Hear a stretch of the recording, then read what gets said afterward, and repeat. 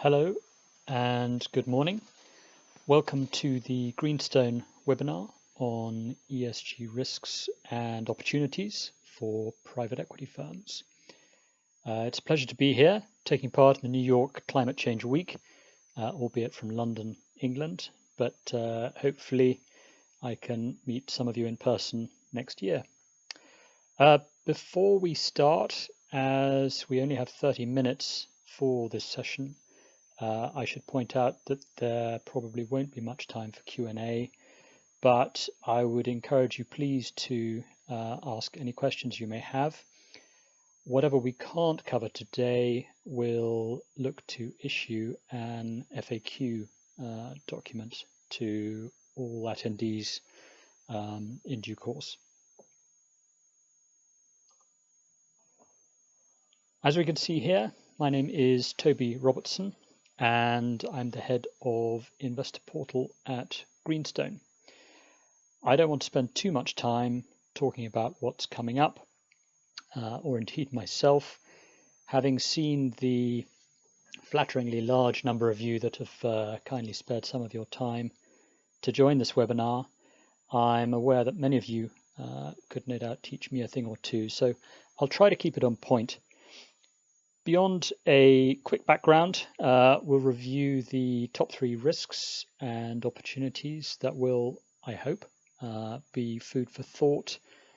And then we'll have a quick look at what our award-winning ESG solution offers and some of the reasons why it's generating so much interest.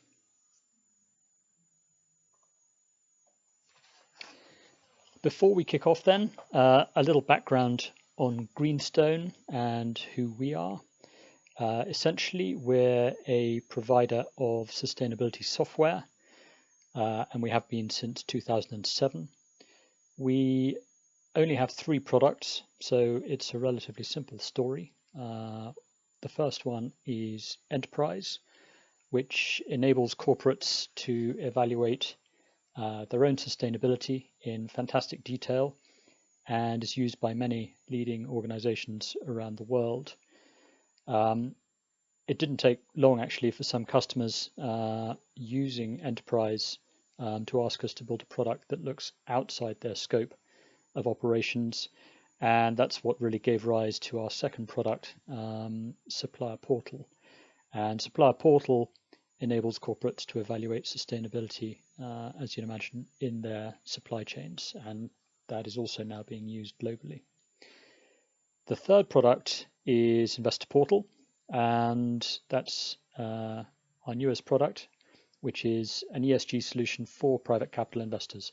It launched late last year, and I won't say more about that now. We'll see a glimpse of that a little bit later. So, ESG. I'm not here to define it, and most people here today will already recognize ESG as a glaring opportunity. But there are still plenty of people sitting on the fence, and hopefully what we explore today will convince some fence sitters that this really is a not be missed carpe diem moment. So on that note, let's get started. Importance and relevance. I'm sure you're all aware of how well served the public markets are in terms of ESG, certainly at least in terms of quantity, if not quality. At the same time, the private markets seem to have been left behind a bit, and to me at least that's strange, because it's the private companies that have the real capacity to drive meaningful change. Their percentage ownership means there's scope for open dialogue, and the tenure of their investment, which is typically about 5 years, means there's also scope for working together with their portfolio companies to identify areas of weakness, define KPIs, and make lasting improvements.